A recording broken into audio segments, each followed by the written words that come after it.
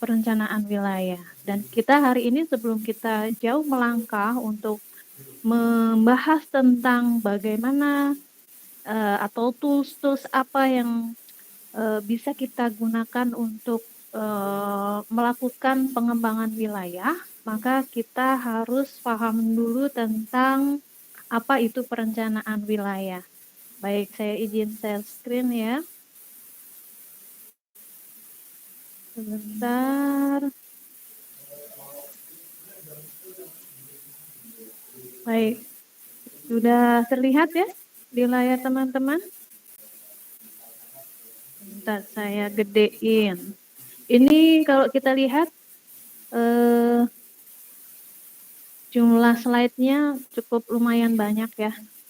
Ada 30, tapi mudah-mudahan bisa cepat selesai saya presentasikan. Jadi arti dan ruang lingkup perencanaan wilayah ini kita akan bahas tentang apa itu sebenarnya perencanaan wilayah. Wilayah itu apa? Karena wilayah ini menjadi objek kita dalam melakukan kegiatan perencanaan wilayah.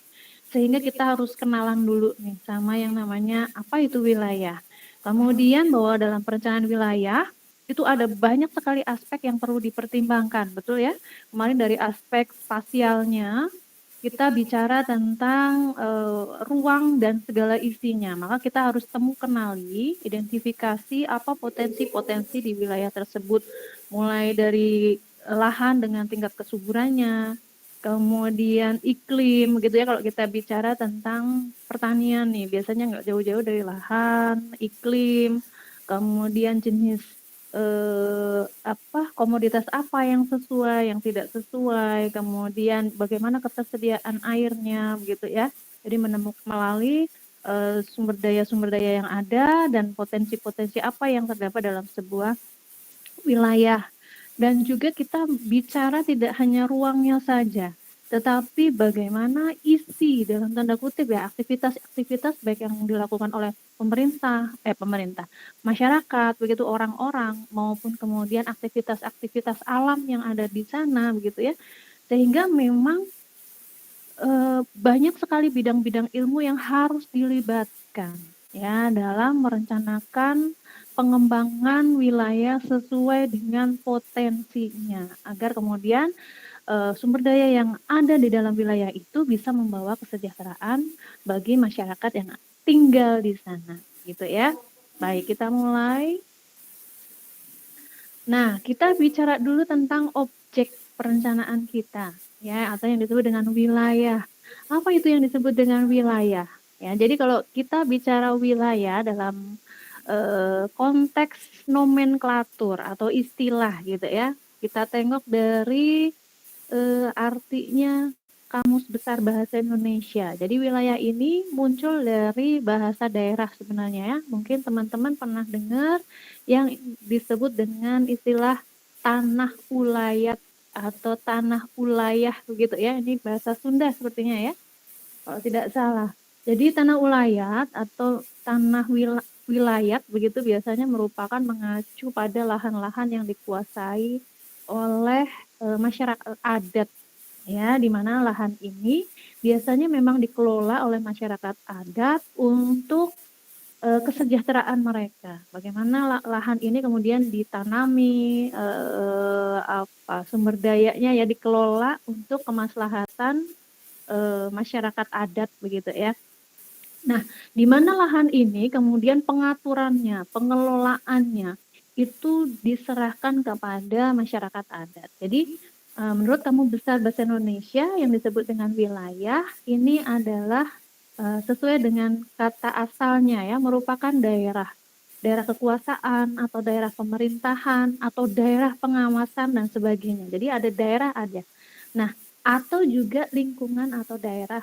Nah, di mana di sini mengacu pada wilayah administrasi pemerintahan ya, ada provinsi, kabupaten, kecamatan. Ini menurut Kamus Besar Bahasa Indonesia.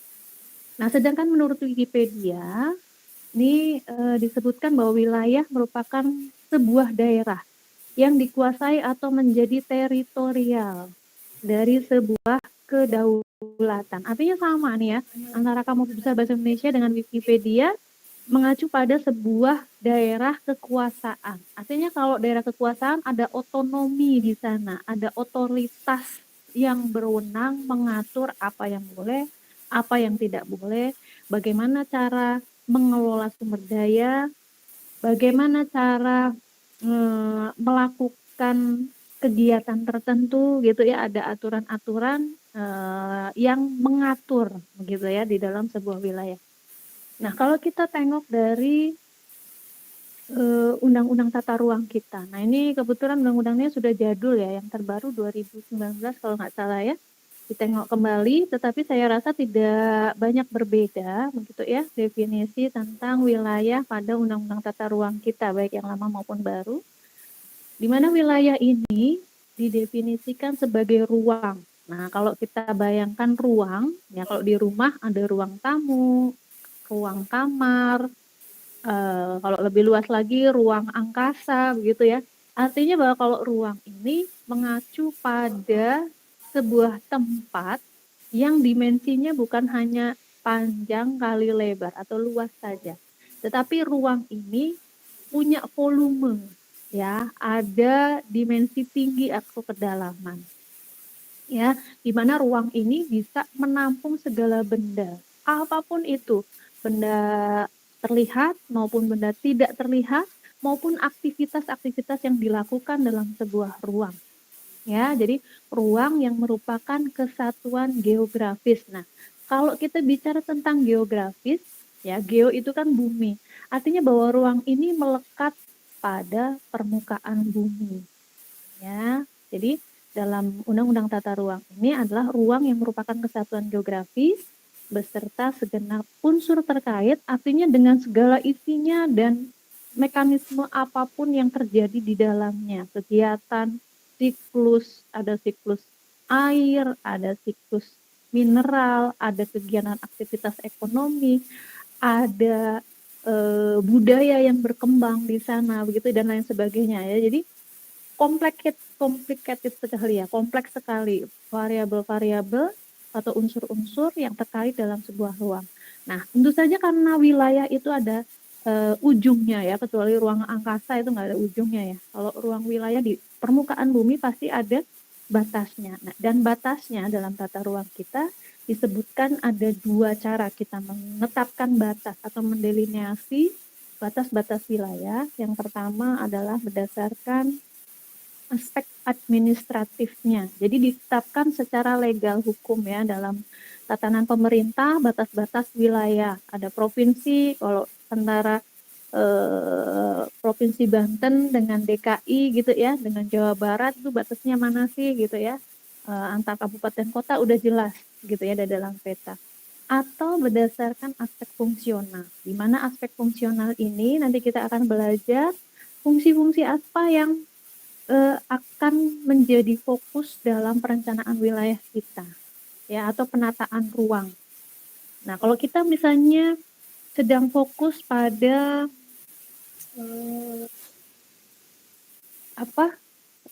pada tatanan tata air misalnya, kita sedang bicara tentang ketersediaan air di sebuah wilayah ya, maka wilayah perencanaan kita bukan berdasarkan batas administratif tadi kabupaten, provinsi, karena air ini nggak punya KTP gitu ya katanya ya.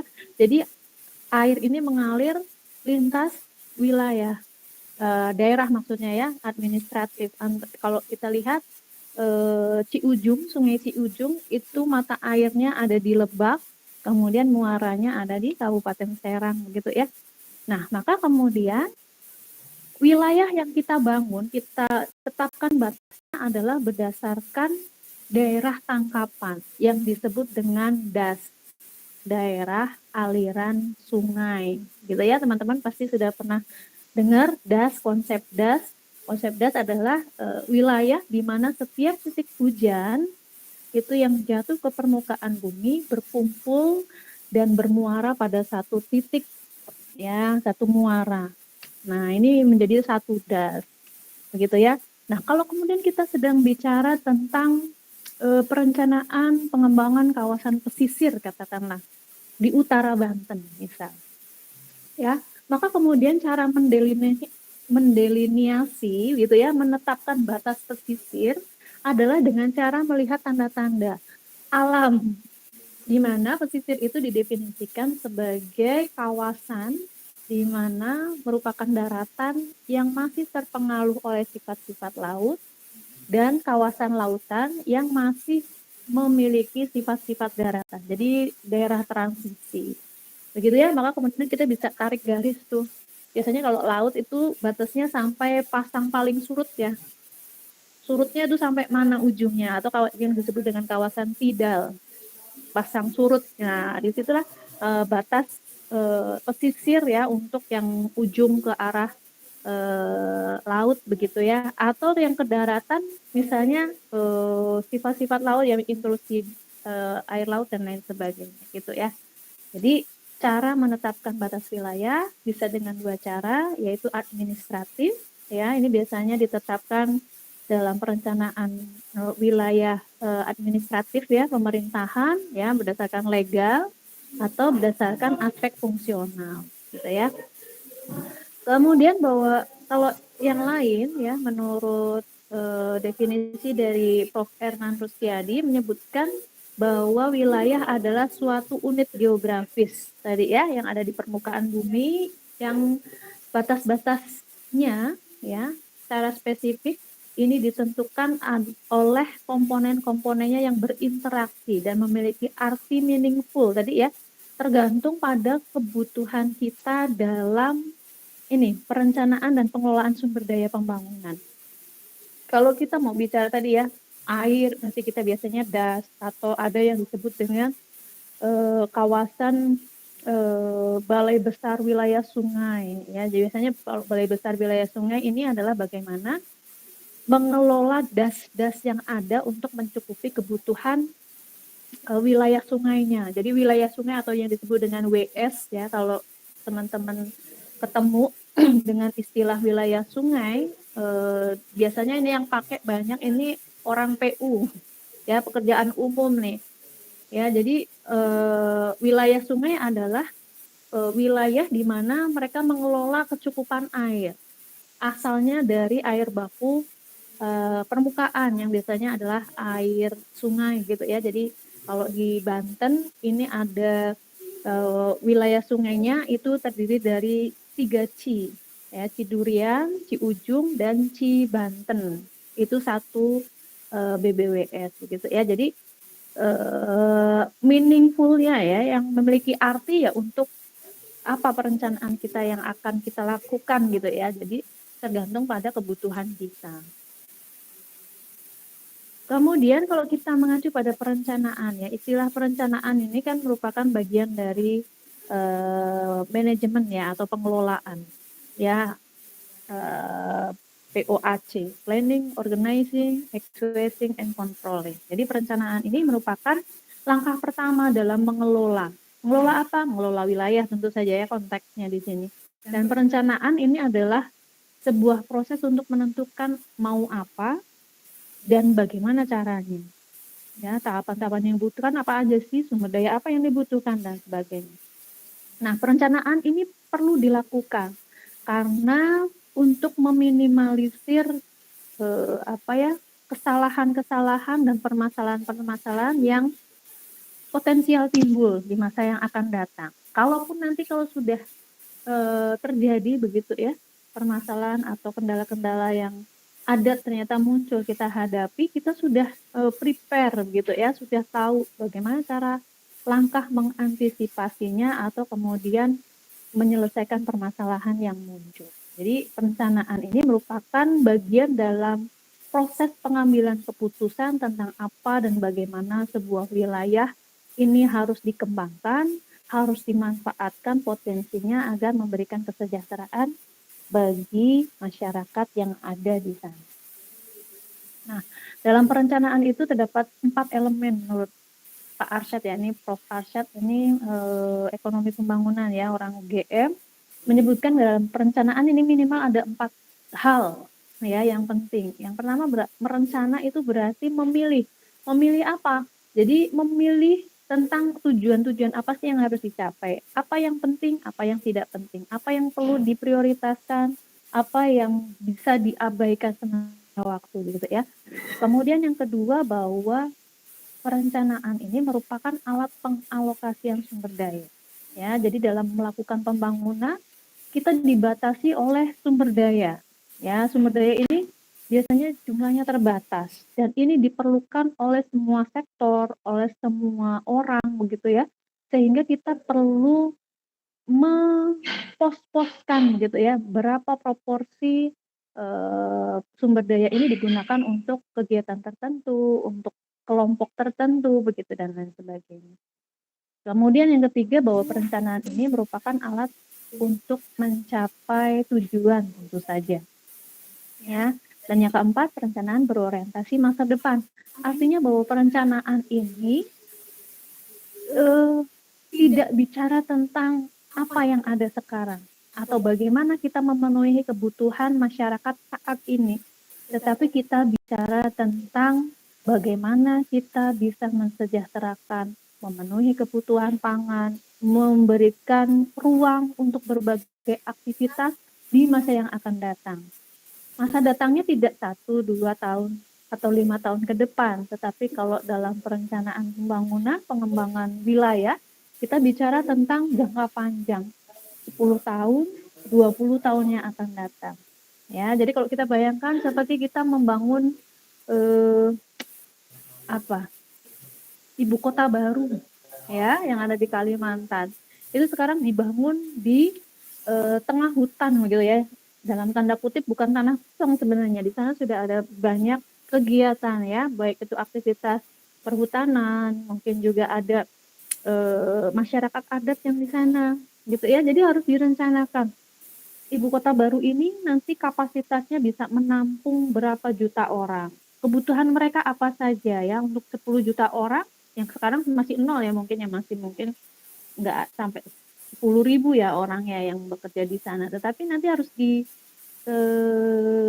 dirancang gitu ya kira-kira untuk memenuhi kebutuhan pangan mereka. Apakah full kita datangkan dari luar begitu, dari luar maksudnya dari Pulau Jawa atau dari Singapura mungkin sayur-sayurannya ya karena lebih dekat, atau kita memang bangun kawasan pertanian untuk suplai pangan ya ibu kota baru ya, apakah kita butuh sawah atau cukup katakanlah untuk sayur mayur dan peternakan misalnya ya untuk suplai protein misalnya.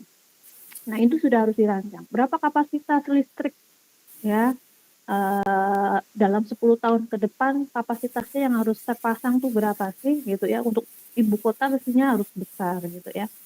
Akomodasi apa dan itu semua harus dirancang mulai dari sekarang, tidak nunggu atau bagaimana nanti saja deh nggak bisa ya, tetapi memang harus sudah diatur begitu ya penempatan ruangnya, berapa hektar untuk kawasan pemukiman, berapa hektar untuk kawasan pertanian, untuk jasa dan lain sebagainya, bagaimana konektivitas jejaring jalan transportasi itu sudah harus dirancang. Jadi itu adalah perencanaan. Nah, sedangkan perencanaan wilayah ini menurut Tarigan ini merupakan proses menetapkan langkah-langkah yang digunakan pada wilayah tertentu ya sesuai dengan tujuan yang telah ditetapkan ya, di mana penetapan ini tidak hanya menetapkan kegiatan saja. Jadi perencanaan pembangunan wilayah kita tidak bicara hanya program apa sih yang perlu dilaksanakan atau diadakan gitu ya, tetapi kita bicara tentang di mana meletakkan kegiatan-kegiatan tersebut begitu ya. Nah ini jadi hampir sama dengan Prof. Sarija, Prof. Enantus tadi menyebutkan bahwa perencanaan wilayah ini adalah tindakan yang dilakukan dalam rangka memanfaatkan potensi-potensi wilayah ya untuk mendapatkan kondisi dan tatanan kehidupan yang lebih baik bagi masyarakatnya.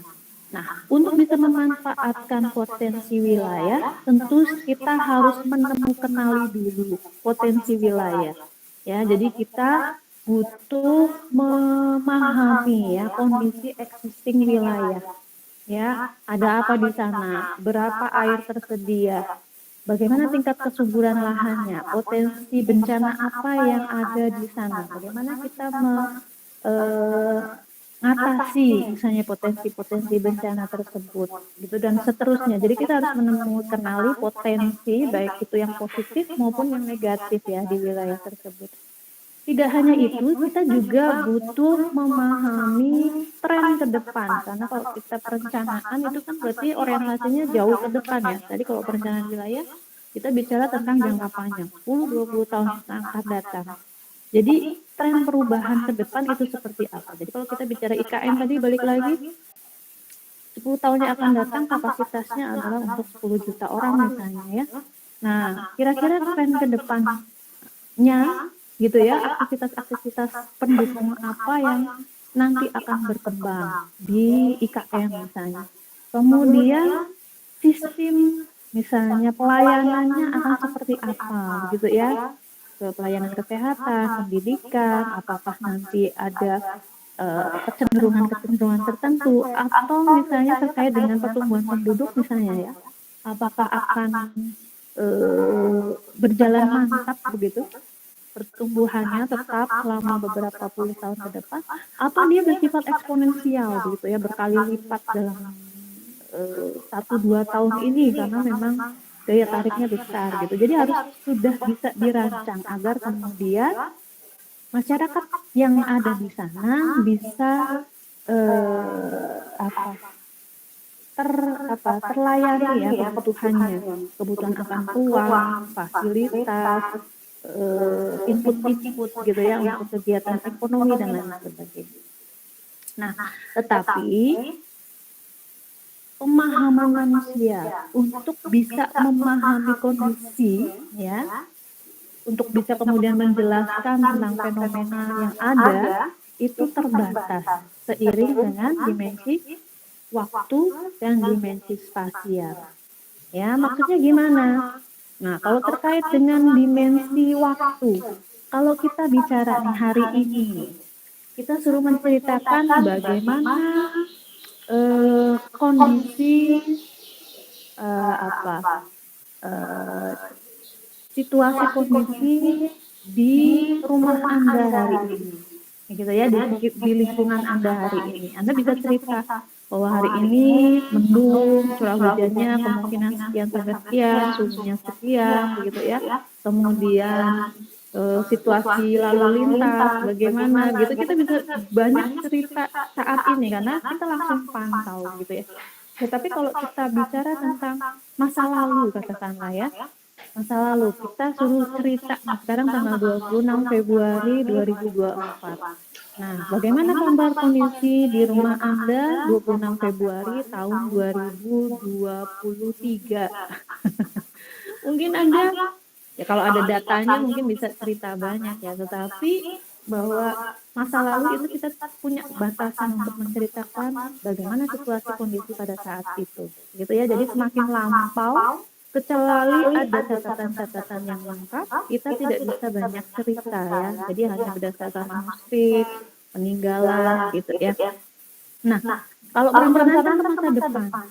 Nah, kalau kita suruh cerita kira-kira bagaimana situasi kondisi lingkungan rumah Anda kira-kira 10 tahun yang akan datang. Oh, mungkin blank ya. Jadi kita bisa bayangkan mungkin berdasarkan tren ke depan ya. Jadi memang berdasarkan dimensi waktu, semakin panjang rentang waktu itu semakin banyak kemungkinan yang bisa terjadi. Artinya bahwa risiko ketidakpastian itu semakin tinggi.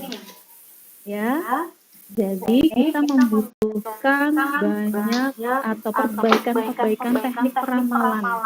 Ya, jadi sekarang sudah banyak berkembang teknik forecasting, peramalan bukan yang meramal nasib ya, tetapi bagaimana kita memforecast ya berdasarkan tren yang sudah ada. Jadi sekarang sudah banyak berkembang, contohnya misal seperti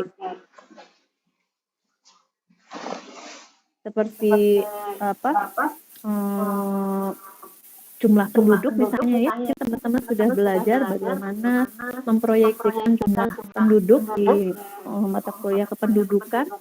Jadi ada banyak versi ya, tapi yang terbaru sekarang biasanya menggunakan sistem dinamis. Jadi bukan yang model-model stokastik lagi ya, yang pakai Y sama dengan begitu, enggak ya, tetapi menggunakan sistem dinamis. Jadi kalau misalnya kita bicara tentang penduduk begitu ya, ngitungnya paling gampang kan lahir dikurangi yang meninggal, ditambah yang datang dikurangi yang pergi begitu ya. Nah itu rumus yang paling simple gitu ya, tetapi pada kenyataannya bahwa pertumbuhan penduduk itu banyak sekali faktor yang mempengaruhi. Kelahiran saja gitu ya, kalau kita breakdown itu dipengaruhi oleh banyak faktor. Misalnya umur menikah. Kalau zaman dulu asumsinya orang menikah umur perempuan mungkin 20 begitu ya, laki-laki 25. Nah, kalau sekarang anak cewek umur 20 tahun suruh menikah kayaknya udah teriak-teriak nanti begitu ya. Sekarang mungkin umur 25. Nah, artinya ada mundur. Nah, kalau mundur berarti ada perubahan lag gitu ya. Nah, kemudian zaman dulu mungkin kalau saya kakek buyut saya yang namanya satu keluarga anaknya bisa 18 gitu ya. Kalau sekarang kayaknya wah gitu ya. 3 ya, jadi mungkin anaknya 2, artinya banyak faktor yang mempengaruhi tadi, baru lahir, belum kematian dipengaruhi oleh tingkat kesehatan, gizi, program ini itu gitu ya. Jadi ada banyak hal yang kemudian bisa diskenariokan dalam kita memproyeksikan berapa jumlah manusia yang tinggal di sebuah wilayah. Nah, artinya dengan adanya ketidakpastian itu, maka biasanya dalam perencanaan sebuah kawasan, wilayah, semakin panjang rentang waktu dari perencanaan itu, biasanya sifatnya akan semakin unik. Kita mungkin yang paling bisa punya gambarannya tentang rencana pembangunan RPG, rencana pembangunan jangka menengah, ya biasanya 5 tahunan ya, itu biasanya hanya memuat tentang program-program apa yang akan dilakukan dalam 5 tahun ke depan. Itu ya dalam sebuah wilayah pembangunan. Kalau rencana pembangunan jangka panjang 20 tahunan itu lebih global lagi. Kira-kira apa yang ditingkatkan begitu ya. Kawasan ini akan dijadikan kawasan apa? Apakah kawasan jasa, apakah kawasan pertanian ya basisnya ya gitu ya, dan lain sebagainya. Nah, tetapi kalau kita mundur ya skala waktu yang lebih pendek katakanlah ya, rencana pembangunan atau rencana kegiatan tahunan ya, biasanya itu sudah detail. Programnya apa, kegiatannya apa, di mana, berapa budgetnya, siapa yang melaksanakan. Itu sudah real, begitu rinci ya. Artinya semakin panjang rentang waktu, biasanya isinya adalah perencanaan-perencanaan yang semakin bersifat umum. Semakin pendek waktunya, biasanya akan lebih detail, gitu ya. Nah, kalau terkait dengan dimensi waktu tadi ya, dengan dimensi spasial tadi, itu biasanya manusia juga dibatasi intensitasnya untuk bisa menceritakan apa yang ada di sekeliling kita pada jarak tertentu begitu ya, biasanya akan semakin menurun dengan semakin jauh atau semakin luasnya lokasi itu dari tempat kita. Jadi digambarkan seperti ini ya, jadi seperti mangkok kebalik begitu ya, tertelungkup begitu ya, dimana tengah mangkok itu adalah tempat kita. Jadi kalau kita disuruh menceritakan tentang situasi kondisi rumah kita, misalnya tempat kita tinggal atau tempat kos kita, kita bisa cerita tuh sampai detail-detail ya, misalnya jumlah jendelanya berapa, kamarnya berapa, warna temboknya apa, di dalamnya warna tembok kamar kita apa, kamar rumah kita berapa gitu ya, apa warnanya, yang kerusakan apa yang ada di dalam rumah gitu, kita bisa cerita detail. Tetapi kalau kita sudah diminta untuk cerita tentang wilayah yang lebih luas, katakanlah komplek atau RT gitu ya, di lingkungan rumah kita nggak bisa lagi cerita warna tembok rumah A, rumah B, jumlah jendelanya berapa gitu ya. Kita hanya bisa kasih clue-clue yang besar-besar saja. Oh, di sana ada warung, di sini pertigaannya macet gitu ya. Di sini gangnya kalau hujan sedikit becek atau banjir gitu ya. Hanya hal-hal tertentu saja yang menjadi highlight kita gitu ya. Jadi perhatian kita. Jadi artinya kalau yang lebih luas lagi katakanlah kabupaten atau kita bicara tentang provinsi atau nasional, maka tidak semua bisa kita ceritakan secara detail. Nah, maka implikasinya pada perencanaan wilayah, pada lingkup yang lebih sempit, ya, disempit katakanlah rencana pembangunan kawasan pedesaan misalnya, ya, atau kita bicara tentang perencanaan di satu kawasan misalnya ya, kawasan lahan pertanian misalnya, kita bisa bicara tentang hal-hal yang detail gitu ya, dan perencanaannya biasanya akan detail. Tetapi kalau kita sudah lebih luas lagi gitu ya di tingkat kabupaten atau bahkan perencanaan nasional, ini biasanya akan lebih global gitu ya, kita bicaranya tentang hal-hal yang lebih umum gitu ya. Dan yang perlu kita sadari dan cermati ya, dan harus kita pahami betul bahwa masyarakat setempat, masyarakat lokal adalah pihak yang paling tahu tentang lingkungannya dibanding dengan institusi atau masyarakat makro. Jadi kalau misalnya suatu saat Anda punya kesempatan menjadi seorang pendamping gitu ya, biasanya ini banyak kesempatannya terutama anak pertanian untuk bisa mendampingi masyarakat di kawasan pedesaan ya, pendamping untuk membuat katakanlah rencana pengembangan kawasan pedesaan atau membuat rencana pembangunan desa misalnya, itu banyak sekali ya, atau komunitas development lah gitu ya di kawasan pedesaan. Maka libatkanlah masyarakat lokal karena mereka lah yang paling tahu potensi tadi ya, potensi tentang sumber daya, potensi wilayah, maupun tadi potensi-potensi bencana yang mereka atau permasalahan-permasalahan yang mereka temui sehari-hari yang perlu diselesaikan gitu ya. Jadi biasanya kalau secara teknis pada perencanaan yang bersifat mikro gitu ya, yang tempat kawasannya sempit begitu ya, wilayahnya lebih kecil, itu biasanya partisipasinya masyarakat itu harus semakin tinggi ya. Tapi semakin luas wilayahnya, biasanya perencanaan partisipatifnya ini biasanya akan diwakili oleh tokoh-tokoh tertentu. Jadi kalau di Indonesia biasanya dalam perencanaan pengembangan sebuah kabupaten kota gitu ya, biasanya akan didahului dengan musrenbah, musyawarah rencana pembangunan. Ya, mungkin teman-teman sudah pernah dengar musrenbah. Ini biasanya ada perwakilan-perwakilan dari kelurahan gitu ya, di mana pasti setiap kelurahan ini sudah menggodok rencana-rencana pembangunan di kawasan pedesaan mereka, kemudian dibawa ke tingkat kabupaten kota ya, di kecamatan dan tingkat kabupaten. Jadi berjenjang gitu ya. Jadi kalau untuk semakin tinggi jenjangnya di tingkat provinsi atau di nasional, ini biasanya perwakilannya tidak semua begitu ya. Jadi kalau di kabupaten kota biasanya orang Bapeda nih yang dan pimpinan-pimpinan dan dewan yang kemudian membawa dalam tanda kurung ya, tanda kutip ya, untuk memusyawarahkan rencana pembangunan di tingkat provinsi maupun di tingkat nasional gitu.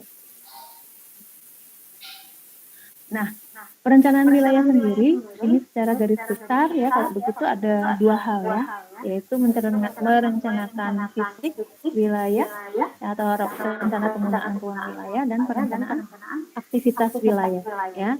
Jadi kalau perencanaan ruang wilayah biasanya dituangkan dalam rencana tata ruang, sedangkan rencana pembangunan aktivitas wilayah ini biasanya termaktub atau tertuang dalam rencana pembangunan ya, rencana pembangunan jangka panjang, program-program kegiatan gitu ya. Kalau dalam rencana tata ruang ini yang kita kenal ada RT RW ya.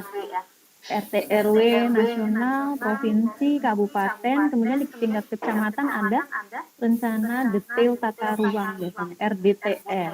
Kemudian di tingkat desa juga ada blueprintnya ya. Kalau sekarang di kakak rencana pengembangan kawasan pedesaan ya, KPKP. Nah, sehingga Pak Erman Rustiadi mencoba untuk mendefinisikan pengembangan wilayah itu apa sih? Ya, jadi pengembangan wilayah ini adalah upaya pembangunan dalam suatu wilayah administratif, ya, tadi ya, batas wilayah administratif atau fungsional wilayah tertentu, agar tentu saja tujuannya adalah kesejahteraan masyarakat melalui pemanfaatan peluang. Ya tadi potensi-potensi ya, peluang ataupun dalam pemanfaatan sumber daya agar modal kita ya yang sumber daya itu bisa digunakan secara optimal, efisien, sinergi begitu ya antara satu kegiatan dengan kegiatan lain. Ini harus sinkron dan juga jangan lupa harus sustainable. Ya karena masyarakat itu kan tidak hanya yang tinggal saat ini, tapi masyarakat yang tinggal di masa yang akan datang. Sehingga sumber daya ini bisa menggerakkan kegiatan-kegiatan perekonomian, kemudian iklim yang kondusif untuk perlindungan dan penyediaan sarana prasarana yang dibutuhkan dalam masyarakat memenuhi kebutuhan gitu ya.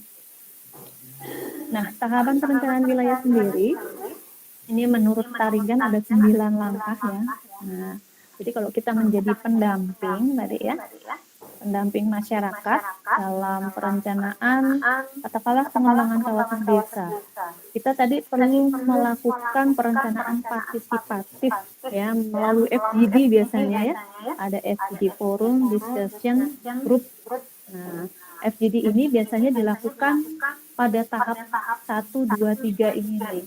Ya, karena tadi asumsinya bahwa masyarakat lokal lah, masyarakat setempat lah yang paling tahu tentang tadi ya potensi. Nah, punya apa mereka gitu ya, bagaimana situasi kondisi dari ketersediaan sumber daya yang ada, permasalahan apa yang mereka hadapi dalam pengumpulan data, baik itu yang positif maupun negatif, yang mendukung atau tidak mendukung atau menjadi kendala, kita identifikasi dengan melibatkan masyarakat setempat. Kemudian dari permasalahan-permasalahan yang ada, tentu kemudian kita tanya juga, kira-kira alternatif jalan keluarnya bagaimana, gitu ya.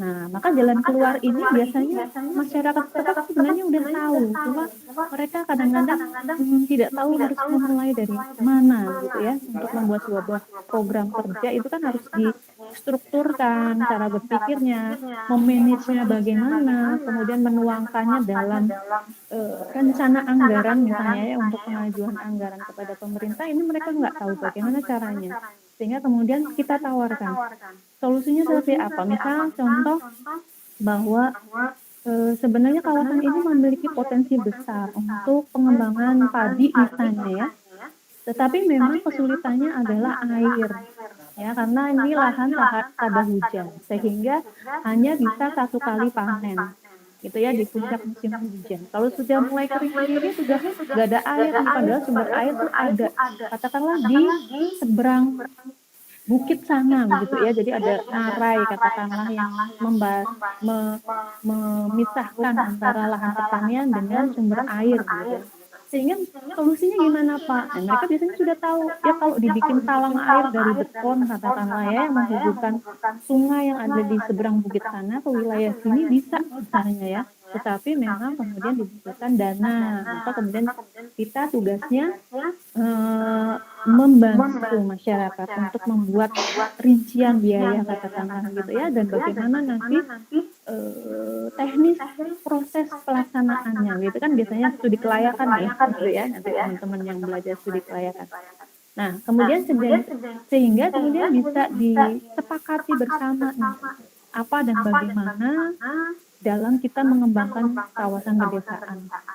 Ya, kita tadi bisa padi nih ditingkatkan dengan cara irigasinya diperbaiki. Kemudian apalagi di sana ada banyak dihasilkan apa? Ada kebun kelapa nih, tetapi sekarang sudah kurang produktif kelapanya, tetapi nilainya masih tinggi. Oh, kalau begitu mungkin bisa dikembangkan kegiatan gula misalnya ya, gula kelapa. Nah, tapi gula kelapanya belum dapat pasar. Gimana nih caranya? Nah, kita sebagai pendamping lah yang kemudian membuat kesepakatan melalui FGD ya. Kira-kira kegiatan apa, di mana, bagaimana solusinya gitu ya. Diidentifikasi pembatas kendala.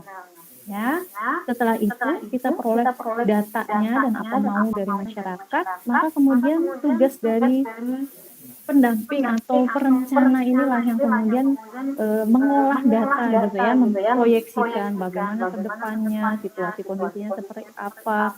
Kita buat alat-alat analisisnya gitu ya, bisa yang pakai yang rumit, bisa pakai yang cara sederhana gitu ya. Kemudian dari situ kayak bikin strategi lah ya gitu, kita dapat alternatif gitu ya. Ternyata dari alternatif yang ada nih caranya adalah begini gitu ya. Nah, kemudian dari situ biasanya FGD yang kedua nih. Jadi kalau kita FGD-nya tuh 2 kali biasanya ya. Yang pertama kita untuk mengumpulkan data gitu ya. Kemudian setelah diolah kita dapat alternatif ya, cara terbaik, kita tawarkan lagi kepada masyarakat ya, untuk memilih alternatif terbaik ya. Ini Pak, kalau misalnya kita bikin talang air, ini butuh dananya sekian, sedangkan dana yang diberikan oleh PNPM atau dana desa itu hanya sekian, kurangnya gimana Pak? Oh, kita bisa misalnya untuk tenaga kerja kita gotong royong aja misalnya. Oh, untuk pasir katakanlah, sebenarnya kita punya sungai yang potensi pasirnya besar gitu, sehingga kita bisa ambil dari sana, misal dan lain sebagainya. Jadi nanti dari sini diperoleh kesepakatan ya, alternatif apa yang terbaik yang bisa dilaksanakan dan juga memilih kegiatan-kegiatan pendukung.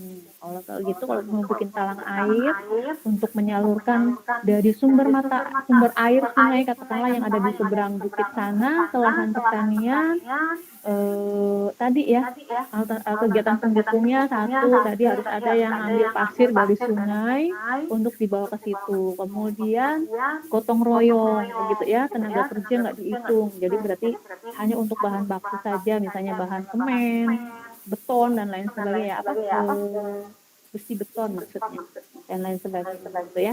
Kemudian menetapkan lokasi kegiatan yang akan dilaksanakan ya, kita mau bikin sodetannya dari titik mana sampai titik mana gitu ya. Kemudian nanti saluran irigasinya di lahan itu polanya seperti apa gitu ya. Nah, besaran debitnya berapa, misal ini hanya contoh saja ya, ada satu kegiatan pengembang kawasan pertanian padi misalnya ya, contoh.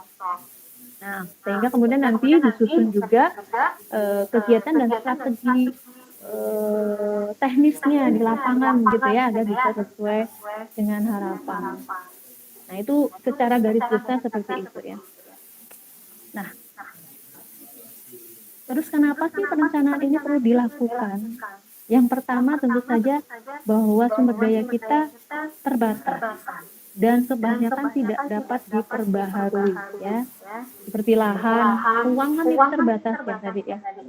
Ruang ini, lahan terutama, ini permintaannya untuk setiap kegiatan, untuk setiap sektor, untuk setiap orang dari hari ke hari semakin berkembang gitu ya. Tetapi tadi agak putus-putus ya. Jadi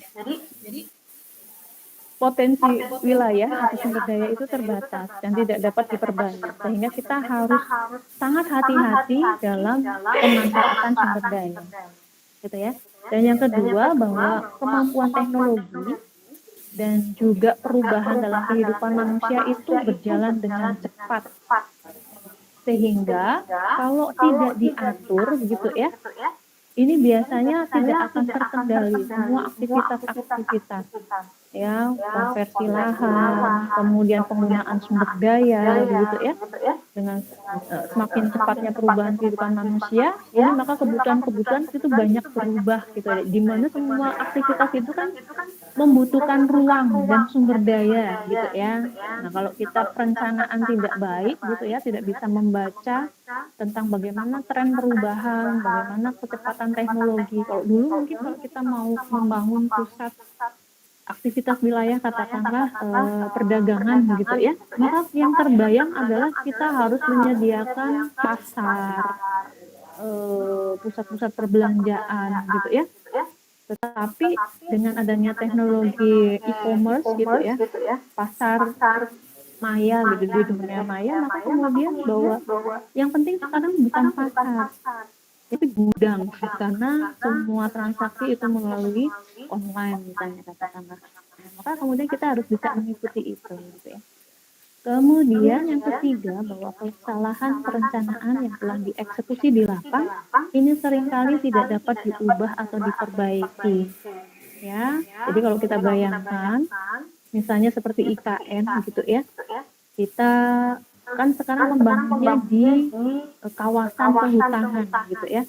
Kalau zaman dulu kita memberikan modal kepada orang untuk babat hutan itu mungkin paling canggih itu udah pakai mesin gergaji begitu ya, gergaji mesin tangan.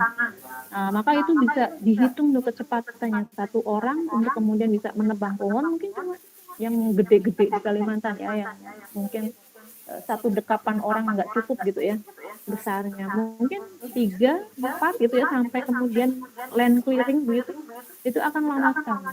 Tetapi kalau misalnya sekarang, Anda mungkin bisa buka YouTube bagaimana cara sistem babat hutan land clearing saat ini, itu cepet banget. Jadi modelnya seperti traktor yang besar gitu ya, yang besar banget, kemudian dicapit pohonnya, kemudian ada mesin yang memotong di bawah, kemudian pohon itu dibalik, itu sudah jalan gitu ya.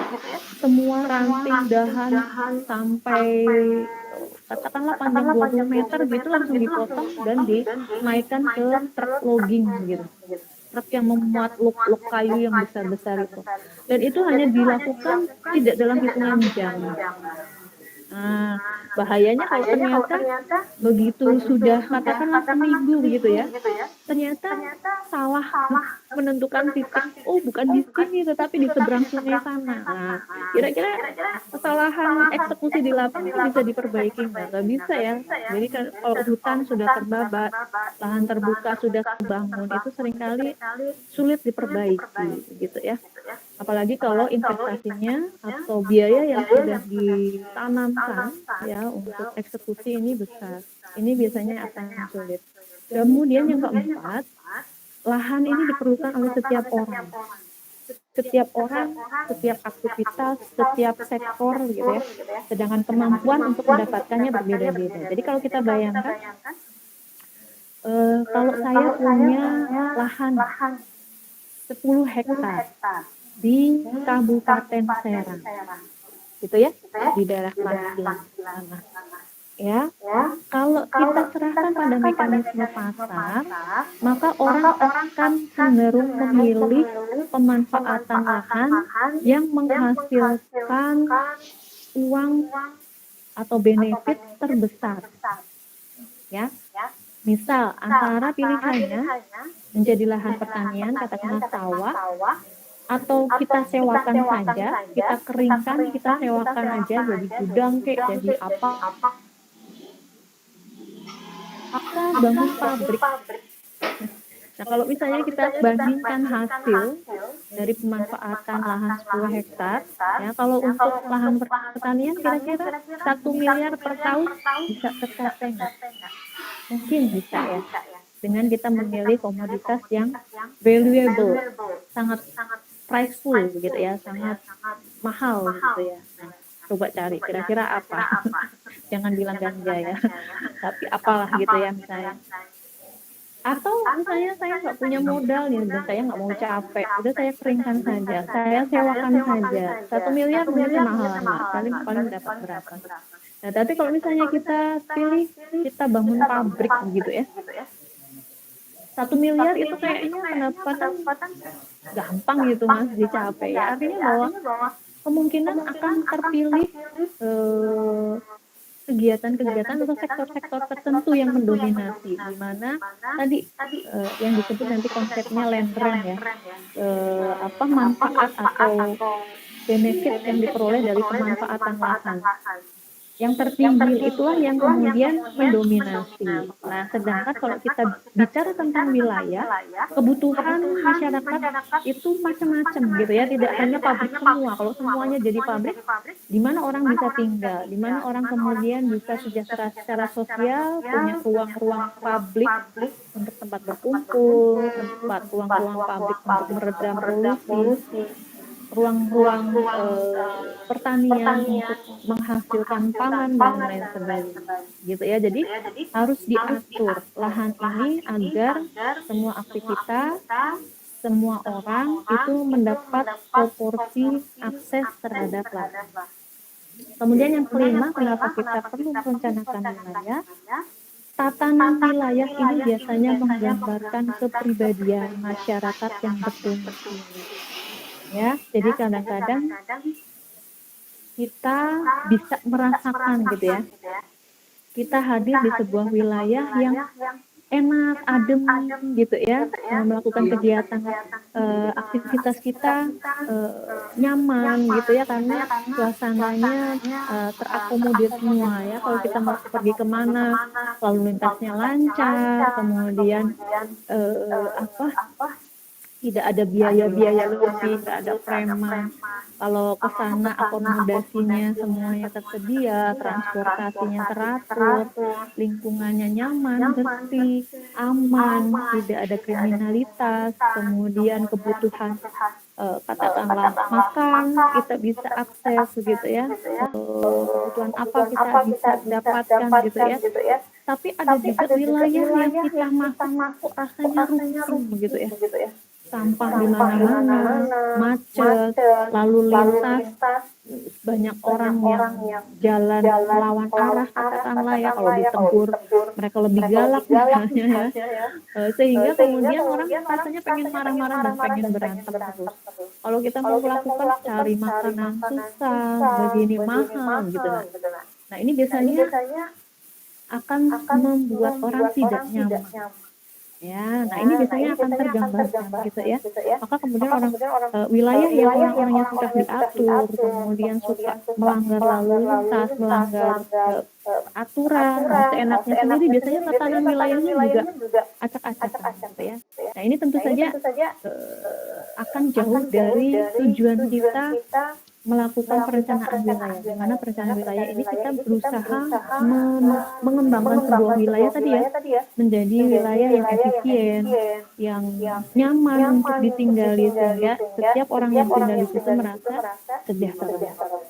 Dan kemudian bahwa perencanaan wilayah dibutuhkan karena memang potensi sumber daya alam maupun potensi sumber daya buatan ini merupakan aset yang harus dipastikan ya, untuk bisa digunakan sebesar-besarnya untuk kemakmuran rakyat.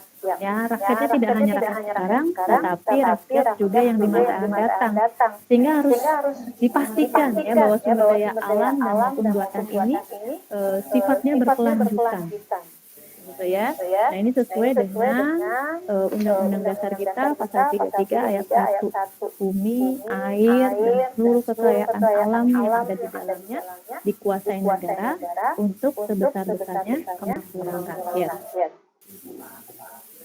Nah, ya tadi ya, jadi ultimate goal-nya ya, tujuan akhir dari perencanaan wilayah adalah menciptakan kehidupan yang efisien, ya artinya tidak banyak mubazir begitu ya, biaya-biaya, waktu, tenaga, uang, energi dalam hal ini bensin ya karena macet misalnya, atau kemudian izin-izin yang terlalu ruwet dan banyak setoran-setoran ilegal misalnya ya. Kemudian wilayah yang nyaman, lestari gitu ya, berkelanjutan, dan pada tahap akhirnya bisa menempatkan berbagai aktivitas pada lokasi-lokasi yang tepat yang telah direncanakan ya, baik aktivitas yang dilakukan oleh pemerintah, masyarakat, maupun swasta gitu ya. Nah, lokasi yang dipilih ya yang dalam perencanaan wilayah itu area-areanya ya atau pola ruangnya gitu ya istilahnya kalau dalam tata ruang ini harus bisa dipastikan bahwa lokasi-lokasi yang dipilih untuk kawasan pertanian, untuk kawasan pemukiman itu memang memberikan efisiensi dan keserasian yang tinggi begitu ya. Sehingga bisa juga harus menghindarkan dari benturan-benturan kepentingan. Nah, manfaat dari perencanaan wilayah sendiri itu yang pertama adalah mampu mengakomodir kepentingan di masa yang akan datang, gitu ya. Jadi kalau misalnya tadi bahwa di masa yang akan datang IKN, kita bicara IKN misalnya ya, bahwa IKN ini nantinya bisa menampung 10 juta jiwa, begitu ya. Maka kemudian harus bisa dirancang tuh 10 juta jiwa itu mau tinggal di mana. Maka kemudian disiapkan tuh ruang untuk kawasan pemukiman. Bahwa 10 juta jiwa ini butuh pusat-pusat ekonomi misalnya ya, butuh sarana prasarana kesehatan, butuh sarana pendidikan, jumlah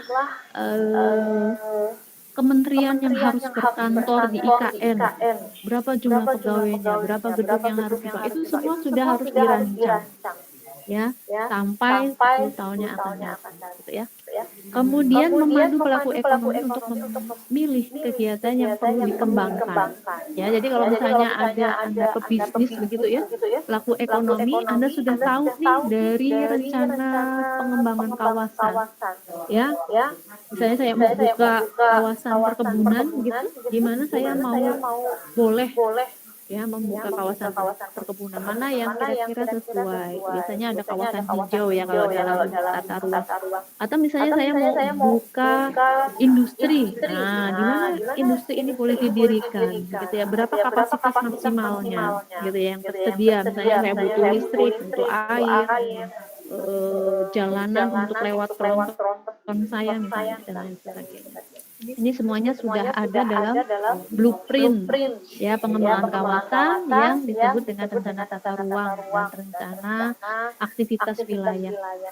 Kemudian perencanaan wilayah juga menjadi acuan bagi pemerintah untuk mengendalikan dan mengawasi arah pertumbuhan ya kegiatan atau penggunaan lahan ya. Kalau ada yang melanggar misalnya ya tata ruang tadi ya, di sini harusnya nggak boleh dibangun kawasan komersial karena ini adalah kawasan perlindungan katakanlah. Nah ini maka kemudian akan kelihatan nih mana yang nggak boleh melakukan aktivitas penambangan misalnya ya, karena di sini adalah kawasan untuk pengembangan kawasan pemukiman misalnya, atau merupakan suaka marga satwa misalnya, kawasan hutan lindung gitu misalnya. Nah maka ini pemerintah bisa melihat begitu ya mengacu pada perencanaan wilayah dalam hal ini rencana tata ruang maupun rencana aktivitas wilayah. Kemudian menjadi landasan bagi rencana-rencana lain yang lebih sempit atau lebih detail. Jadi kayak misalnya rencana tata ruang wilayah kabupaten kota itu harus mengacu pada rencana tata ruang yang di atasnya provinsi maupun nasional gitu ya. Kemudian memberikan nilai tambah ya paling optimal dari suatu penggunaan lahan ya, karena tadi ya dalam pemanfaatan ruang kita merencanakan kira-kira yang sesuai dengan potensinya yang mana gitu ya, yang paling bisa memberikan dampak besar positif terhadap masyarakat. Jadi kita bisa memadupadankan ya keserasiannya ya secara padu gitu, yang paling memberikan keuntungan optimal tuh bagaimana caranya ya, dimana pemanfaatan ruang di sebuah wilayah untuk berbagai kegiatan itu harus dipastikan serasi secara spasial, tidak berbenturan kepentingan. Di sini ada sekolah, di sebelahnya ada pasar atau mall begitu ya, ini pasti akan terganggu. Yang satu di sini ada pemukiman, di sebelahnya ada industri berat. Nah ini pasti limbahnya akan mengganggu kawasan pemukiman itu misalnya ya. Mohon maaf ya, misalnya agak ramai ya. gitu, dan gitu, dan selaras antar selaras antar sektor. sektor. Tadi ya, Tadi ya, antara antara kepentingan kepentingan katakanlah katakanlah hutan, hutan, ya kawasan kawasan perlindungan perlindungan dengan dengan kawasan kawasan pertambangan. pertambangan. Nah ini Nah biasanya ini yang biasanya paling yang paling berantem nih berantem nih biasanya. Yang biasanya. satu Yang satu kepenginnya kepenginnya hutannya hutannya dibabat, yang dibabat, satu yang kepenginnya satu hutannya kepenginnya hutannya lestari, gitu lestari, ya. gitu Makanya ya. sekarang Makanya sekarang untuk untuk izin-izin izin-izin pertambangan pertambangan ini di ini di satu satu kementerian, kementerian, ya ya Kementerian Kementerian Kehutanan dan Kehutanan dan Lingkungan. Lingkungan. Karena kalau Karena untuk kalau untuk tambang itu tambang itu harus ada harus izin ada izin AMDAL-nya. AMDAL-nya. Yang Yang mengeluarkan adalah mengeluarkan adalah Kementerian Kementerian Kehutanan, Kehutanan. gitu ya. Kemudian Kemudian mengoptimalkan mengoptimalkan investasi, investasi, ya, ya, efisiensi efisiensi kehidupan dan kehidupan dan pelestarian pelestarian lingkungan. Jadi lingkungan. itu Jadi itu manfaat dari manfaat dari perencanaan perencanaan. wilayah. Nah, Nah, perencanaan wilayah perencanaan sendiri wilayah tadi sendiri ya tadi ya mencakup banyak mencakup banyak hal, hal, ya, ya, spektrumnya luas spektrumnya luas sekali. sekali. Ya, Ya, mulai mulai dari dari memahami, memahami, mengidentifikasi mengidentifikasi apa apa yang yang kira-kira kira-kira potensi dari potensi sebuah dari sebuah wilayah gitu wilayah ya gitu untuk ya bisa untuk bisa memahami, memahami, ya, ya, lahannya subur lahannya atau subur atau tidak, tidak, kemudian kemudian secara secara klimatologi klimatologi sesuai sesuai untuk untuk pengembangan pengembangan komoditas komoditas tertentu atau tertentu enggak. atau Ini enggak. Ini biasanya biasanya pemahaman pemahaman tentang tentang potensi-potensi potensi-potensi wilayah wilayah atau atau situasi situasi kondisi kondisi existing existing itu itu kita kita menggunakan menggunakan apa, bidang-bidang bidang-bidang ilmu ilmu dasar gitu dasar ya, ada gitu ya, ada teori-teori teori-teori dasar, dasar, teknik, teknik, analisis analisis gitu ya, gitu ya, dan dan hal-hal hal-hal lain ya. lain Jadi ya. ada Jadi bidang ada ilmu bidang ilmu geofisik, ada geofisik, ilmu ada ilmu tanah tanah misalnya ya kalau di misalnya ya kalau di pertanian, pertanian, ada ada sosial, sosial, ekonomi dan lain ekonomi dan lain sebagainya. sebagainya. Tetapi kalau Tetapi kalau sampai pada sampai pada tahap tahap implementasi begitu implementasi ya, begitu ya, bagaimana bagaimana mengeksekusi mengeksekusi rencana di rencana di lapangan, lapangan, maka kita maka kita bicara bicara tentang tentang bagaimana bagaimana memanage. Nah, memanage. manage Nah, itu manage biasanya itu nggak biasanya jauh nggak jauh dari dari seni. seni, Bagaimana bagaimana seni kita seni dalam kita dalam mengelola mengelola orang, orang, mengelola sumber mengelola sumber daya gitu daya ya, gitu ya, dan dan bagaimana bagaimana misalnya misalnya mengembangkan mengembangkan masyarakat, masyarakat, ya, pengembangan pengembangan masyarakat begitu masyarakat ya. gitu Jadi ya. Jadi ilmu-ilmu ilmu-ilmu terapan yang terapan lebih yang lebih dominan kalau dominan kalau dalam dalam pengambilan pengambilan keputusan, keputusan, kebijakan dan kebijakan, dan proses proses pelaksanaan gitu pelaksanaan. ya. Jadi Gitu ya. Jadi perencanaan perencanaan wilayah wilayah ya itu ya itu mulai dari mulai dari mengidentifikasi, mengidentifikasi, melakukan melakukan pemahaman pemahaman tentang tentang potensi potensi wilayah, wilayah, merencanakan merencanakan sampai sampai pelaksanaan gitu pelaksanaan ya, gitu ya, rencana rencana pelaksanaan pelaksanaan eksekusinya seperti eksekusinya apa. seperti Sehingga apa. Sehingga memang memang spektrum spektrum dari sistem dari sistem perencanaan perencanaan wilayah ini wilayah ini sangat sangat kompleks ya. kompleks ya. Banyak sekali Banyak bidang sekali bidang ilmu yang ilmu yang bisa bisa dilibatkan dilibatkan atau atau perlu perlu dilibatkan dilibatkan dalam dalam perencanaan. perencanaan. Nah, Nah, ini ini saya pas saya pas saja. saja. Kemudian Kemudian eh, mungkin saya mungkin saya lompat ya lompat bahwa ya bahwa dalam dalam perencanaan wilayah perencanaan tadi wilayah ya tadi ya ada ada pendekatan pendekatan sektoral, sektoral, ada ada pendekatan pendekatan regional. regional. Di mana Di mana pendekatan pendekatan sektoral sektoral ini ini melakukan melakukan perencanaan wilayah perencanaan wilayah berdasarkan berdasarkan sektor-sektor sektor-sektor ya ya kegiatan yang ada kegiatan di yang ada di wilayah. wilayah. Nah, kalau Nah, kalau zaman zaman dulu di dulu tahun di tahun 2000-an kita 2000-an kita biasanya kalau biasanya kalau analisis analisis sektoral sektoral kita kita masih masih pakai pakai datanya datanya BPS karena BPS karena BPS lah yang BPS lah yang menyediakan menyediakan data data gitu ya. gitu ya. Jadi Jadi kita biasanya kita sangat biasanya sangat tergantung pada tergantung pada ketersediaan data ketersediaan data BPS, BPS di di mana mana BPS BPS tahun tahun 2000 2000 itu itu memecah memecah atau atau membagi membagi sektor menjadi sektor menjadi 9 9 sektor. sektor. Ya, mulai Ya, mulai pertanian, pertanian, peternakan, peternakan, kehutanan, dan kehutanan, dan sampai sampai jasa-jasa. Ada jasa-jasa. 9 Ada 9 sektor. sektor. Ini Ini struktur struktur ekonomi ekonomi PDB PDB tahun tahun 2000, tahun 2000, dasar tahun dasar 2000. 2000. Ya, Ya, tetapi tetapi kalau kalau tahun tahun 2010, mulai 2010, tahun mulai tahun 2010, 2010, itu kita itu kita menggunakan menggunakan 17 17 sektor. sektor. Ya, di Ya, mana di mana 17 sektor 17 ini sektor ini cara cara perhitungannya juga perhitungannya ada juga ada secara teknis secara agak teknis agak berbeda ya. berbeda ya. Jadi kalau tahun Jadi kalau tahun 2000, 2000, misalnya misalnya pertanian itu pertanian hanya itu hanya dihitung dihitung berapa berapa output output dari dari kegiatan kegiatan pertanian. pertanian. Contoh Contoh misalnya misalnya padi gitu padi ya, atau gitu ya, mungkin atau mungkin buah buah misalnya ya, misalnya ya, sawit sawit misalnya. misalnya. Berapa Berapa jumlah jumlah sawit sawit yang yang dihasilkan dihasilkan di di perkebunan kelapa perkebunan sawit kelapa sawit seluruh seluruh wilayah gitu wilayah ya. gitu ya. Nah, Nah, tetapi kalau tetapi yang kalau tahun yang tahun 2010 2010 itu tidak itu hanya tidak hanya outputnya outputnya saja, saja, tetapi tetapi juga juga nilai nilai dari dari eh, tanaman dan hasil yang potensial saat ini. Jadi sawit yang belum matang, kemudian mungkin ada infrastruktur itu bukan infrastruktur tetapi tanamannya gitu ya, cadangan PKI itu dihitung gitu ya. Jadi nilai yang tertinggal di kebun belum menjadi output gitu ya. Ini contohnya yang paling real mungkin kalau tanaman hutan ya, misalnya diambil kayu-nya, maka kemudian pada tahun-tahun tertentu itu hasilnya besar karena mungkin setelah 5 tahun ditebang gitu ya. Tapi tahun berikutnya nol. Nah, padahal di sana ada nilai gitu ya, di mana nilainya akan terus naik seiring dengan bertambahnya volume kayu gitu ya. Semakin tahun kan semakin besar ya pohon. Kayunya juga semakin tinggi value-nya. Nah, itu perbedaan ya perhitungan antara PDB tahun dasar 2000 dengan 2010. Salah satunya ada 3 kalau mungkin bisa dibaca di data BPS ya. Nah, kemudian dari setiap sektor yang ada kita perlu analisis nih satu persatu. Dari sektor yang ada misalnya pertanian itu apa yang dapat ditingkatkan. Nah, di mana lokasinya itu harus sampai dibedah sampai ke sana. Begitu ya, contohnya misalnya untuk menganalisis sektor pertanian, kita mau melakukan perencanaan pembangunan sektor pertanian, maka kemudian kita bedah nih sektor tersebut dibagi menjadi beberapa subsektor ya. Kalau kita ada tanaman pangan, tanaman hortikultur dan seterusnya ya, atau bisa berdasarkan kebutuhan kita ya, tanaman pangan, perkebunan rakyat, perkebunan perusahaan besar misalnya kita di Sumatera nih. Nah, kemudian dari pendekatan sektoral ini, pengelompokan sektor dapat didasarkan pada administrasi pemerintah. Misalnya kalau kita bicara tentang perencanaan nasional, maka sektor-sektornya kita bicara di tingkat kementerian gitu ya, untuk perindustrian di Departemen Perindustrian, pertanian di Kementerian Pertanian dan seterusnya. Tapi kalau misalnya di tingkat kabupaten kota, kita punya dinas gitu ya. Maka kemudian pengembangan sektor pertanian biasanya dipunggawai oleh dinas pertanian provinsi atau kabupaten kota gitu ya.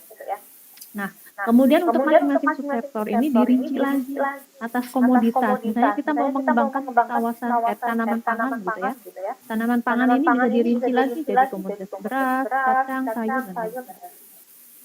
Nah, kemudian dalam pendekatan sektoral, setiap sektor atau komoditas ini harus dibuat analisisnya. Sehingga ketemu nih sektor atau komoditas apa yang paling menguntungkan atau dapat bersaing di pasar. Maka kemudian kita nanti belajar tentang Kipser dan LQ begitu ya untuk bisa mengidentifikasi. Kemudian sektor apa yang penting kurang penting gitu ya. Misalnya kita mau mengembangkan kawasan Bandung Selatan, itu kawasan agrowisata, pertanian dan wisata gitu ya. Wisata alam misalnya ya. Maka untuk mengembangkan kawasan wisata misalnya ya, pertanian dan wisata, kira-kira pembangunan pabrik butuh enggak? Ya, tidak penting. Yang lebih penting adalah mungkin telekomunikasi, untuk wisata penting. Kemudian perbaikan jalan misalnya ya, infrastruktur, konstruksi penting gitu ya.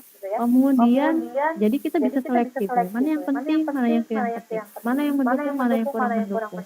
Kemudian sektor apa yang memiliki nilai tambah tertinggi, nah itu yang biasanya menjadi prioritas kita dalam pengembangan kawasan. Kemudian atau misalnya terkait dengan tingkat pengangguran yang tinggi di sebuah kawasan gitu ya, maka kita pilih sektor-sektor apa yang banyak menyerap tenaga kerja. Nah, dari kriteria-kriteria yang kita bangun, jadi kalau untuk menetapkan komoditas atau sektor unggulan,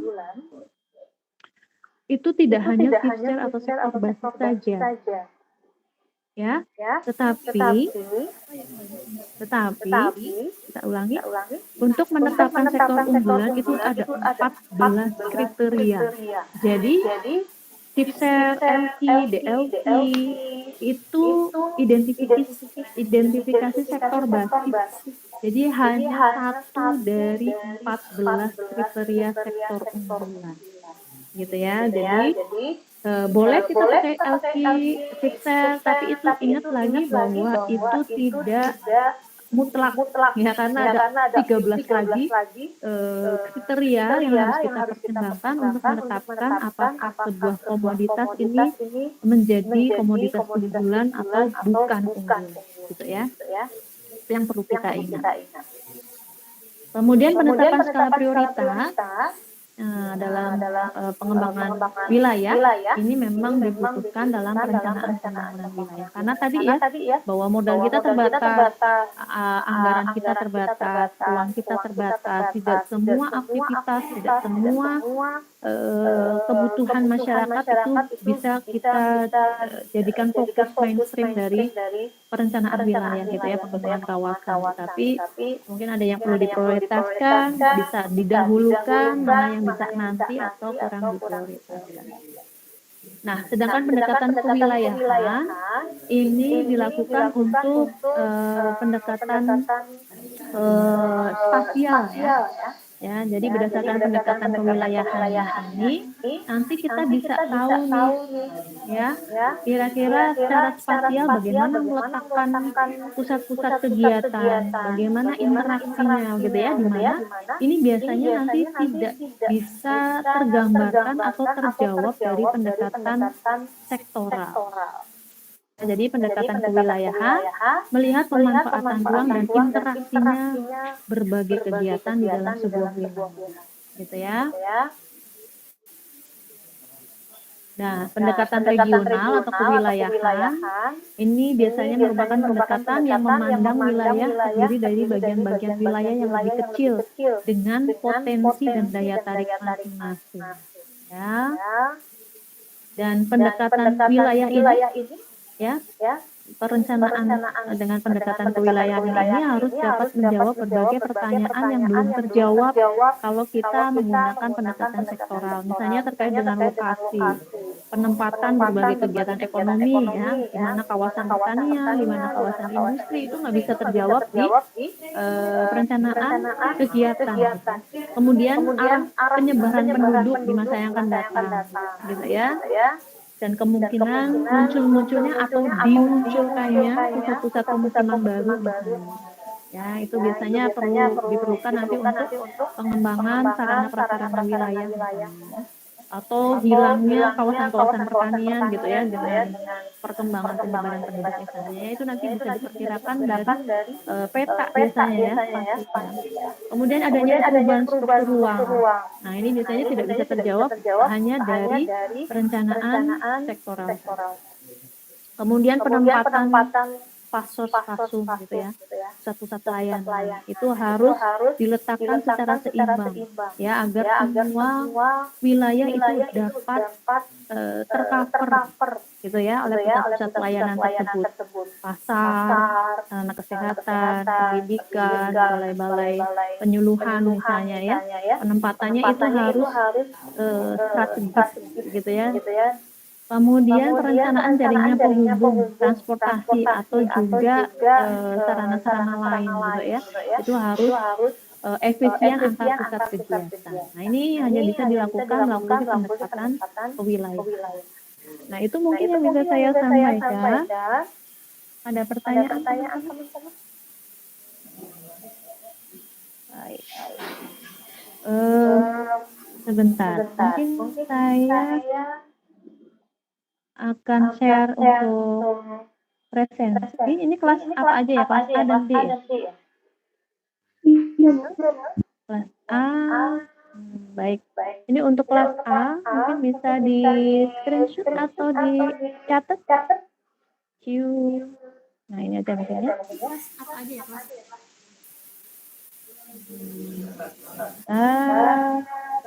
Mana ya? Ini untuk kelas A.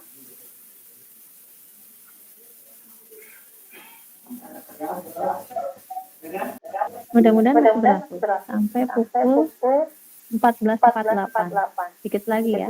Ini untuk kelas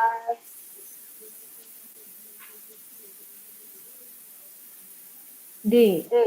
Sebentar. Kelas Z ada di sini hadir?